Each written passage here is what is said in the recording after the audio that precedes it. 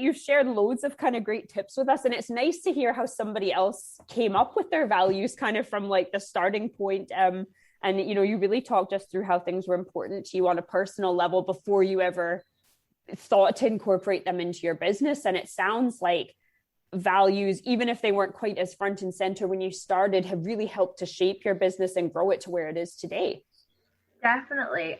Yeah, I think it must have been about 2 years ago. I kind of like just before 1 year ago, 2 years ago, I don't know. Just before the pandemic hit, I was kind of feeling like I was just kind of creating in circles, and I kind of really felt like I needed to kind of focus on stuff, and I kind of started like designing collections like with an inspiration point in mind, which kind of snowballed into kind of figuring out brand values and stuff as well. So kind of just having kind of just doing what I was inspired by, rather than just creating it, really just kind of like made such an impact on my business, which was really great.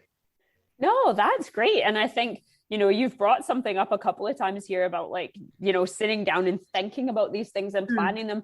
I know I fall into that pattern as well, this kind of idea of just like going in circles, because you get busy doing what you're doing and it's working for you, and you kind of just keep rolling with it. But I guess if you never take time to, I don't know if reevaluate's the right word, but I guess it is like to kind of sit back and go like, am I enjoying what I'm doing? Do I want to keep doing these things? Are there new things I'd like to add in? And actually give yourself a sort of, make an opportunity for yourself to make changes or additions or whatever. That can make a big difference in your happiness as well, and just in the direction that your business goes, because you don't want to end up just on this boring straight path. That wasn't the point. Yeah, you want it to be kind of interesting and kind of keep doing new things as well. No, that's great. And I'm definitely going to check out that documentary that you mentioned as well. I'll try and put the name in the show notes, because that sounds really interesting. So can you tell us, Laura, where we can find you online? So you can follow me on Instagram at Fernweh UK, and then the same on Facebook, and then my website is www.fernwehuk.com. Perfect. So I will put all of those links up in the show notes so that it is really easy to connect with you. And just before we go today, I like to ask everybody on the show the same question, and you can take a minute to think about it. But I like to ask, what is one thing that you have learned the hard way? So it doesn't have to be like a set mistake, but something that you maybe wish that you knew before you started out in business, or that you really felt like you learned it the hard way. I would say that it's okay to say no to things.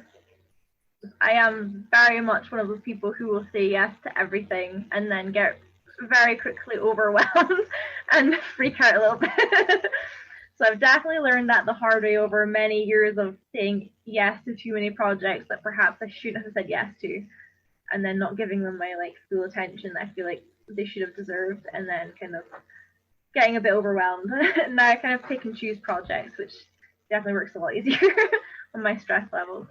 That is such a good one, because that's so hard. I think the longer you're in business, the better you get at it. But especially when you're starting out, if work comes your way, you're like, I need to take it, because you want work, you want to grow, and it's really hard to turn work down. But I feel like that's a lesson that you kind of have to learn the hard way, because you almost, I don't know, you need to take on projects that aren't what you really love to do, or take on too much and get to that overwhelmed point where you go, right, I can't do this ever again.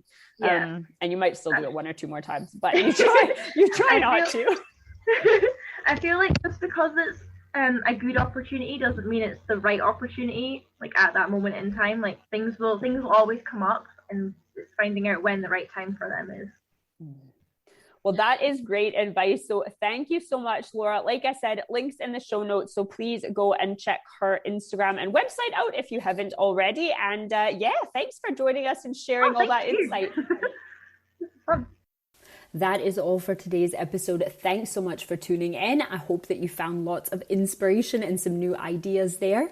Next week's bite-sized episode will be all about brand values, where I take my own experience in working with other small businesses and brands with my own business and some of the ideas and perspective that Laura shared with us today, and turn it into a short half-hour episode that is chock full of actionable strategy for you to apply to your very own business. Make sure you tune in next week, and I'll see you then.